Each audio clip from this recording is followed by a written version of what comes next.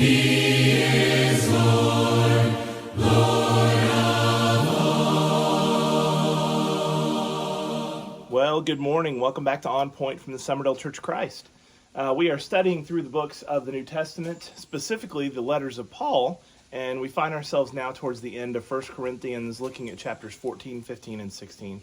As you can tell, I filmed this when we were up in Georgia, and have loved being here, enjoyed the weather, having a nice healthy breakfast, Dr. Pepper Zero and a Star Crunch. So many times when we read through 1 Corinthians, we get down to that end section and we focus on his closing arguments or closing statements in chapter 16, where he talks about giving. He also emphasizes that they need to be choosing men to lead, and there's 3 men that he suggests. I think it's Paul's subtle way of saying, hey, look, you need to appoint elders, and these 3 guys would be good men to do it. He does that without specifically saying it. But chapter 15 really gets me every time I read it. Paul recognizes there's some individuals in the congregation that apparently were questioning or maybe doubted the authenticity of the resurrection of Christ. And Paul takes major issue with that, as we should, anytime someone tries to question whether or not Jesus rose from the dead. And he makes this argument from the standpoint that everything that we hope in, everything that we believe about Jesus, everything that we believe about the Bible and prophecy, and all the hope that we have for eternal life are all resting in that main doctrine of Jesus rising up the third day. And he could have easily gone to Old Testament scriptures. He could have gone to places where it was prophesied. There's several times in the Psalms that David sings about it, messianic Psalms. And he could have talked about how silly and how foolish really it was that people didn't believe in the resurrection, especially if they've been baptized into Christ. I mean, he makes the argument in Romans 6 that you go down into the water just like Jesus died and went down to the grave. And then after you're buried, you're raised up to walk in a new life. And he uses that argument in chapter 6 of Romans.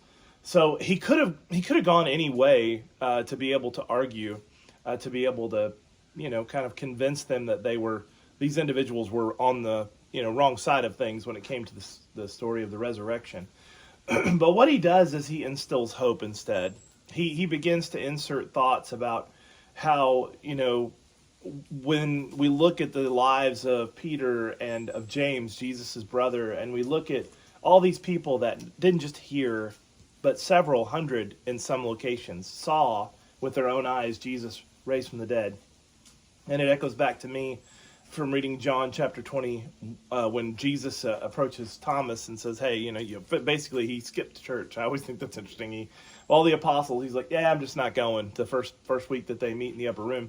So the second week, whenever they're meeting in the upper room, he joins them. And as he joins them, then of course, Jesus raises and he tells Thomas to put his hands in his nail prints and in his side as a reminder that there would be people that come after him that wouldn't have to see it to believe it.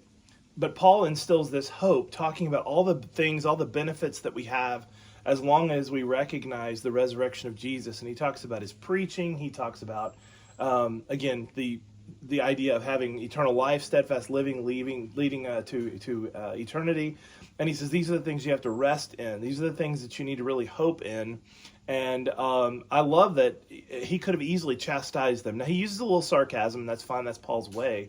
But most of us, if we had people within our congregation that doubted the resurrection of Jesus, we would really take a step back and go, what have we done? How did this get wrong? How did this get sideways? And so there's a learning lesson in there for us on how we treat people. Remember, go back to chapter 1, he called them saints, despite the fact that they just really struggled in these key areas. And can you imagine going to church with somebody and taking communion and them going, I'm not really sure Jesus rose from the dead? We would freak out. I mean, we start drawing up papers of disfellowship. But he calls them saints, and he talks to them as you would when you're having a discussion with someone that you love. And you may use, with his style, he uses a little sarcasm, but he's making the argument that if you really want hope, you have to believe in the resurrection of Jesus. Paul, it's easy for him to say that because he's actually seen the risen Lord at the time that he writes this. But we don't have to see to know. Faith is in things that we cannot see. Faith is a belief in the evidence of things that are making an imprint that remind us that something was here once before. I'll close with this thought. Sometime out walking in the woods, we've walked across some trails. We've seen deer sign. We've seen horse, manure. So I know then there's been a horse that's taken this trail. I see evidence in the mud of shoes and of tire tracks. I don't have to see the car. I don't have to see the person. I don't have to see the horse. I don't have to see when there are peanuts gone off the side here that they've been picked up by this little squirrel that's running around. I know the evidence because of what is not seen. And that's a great argument for us to be able to see that there are people who say, I don't believe. Then just follow the evidence. Look around. How did this happen? You're telling me nothing came from nothing? That doesn't make any sense. So be gentle with people, be kind with people, and remind people about the power of the resurrection. And there's so much more to be said about the resurrection, but this chapter, if you ever want to study, really a great place to have to rest your hope of your eternal life and to get some good arguments that can help you in talking to people who don't believe. Read chapter 15. Thank you so much for tuning in today to On Point. The storm, He is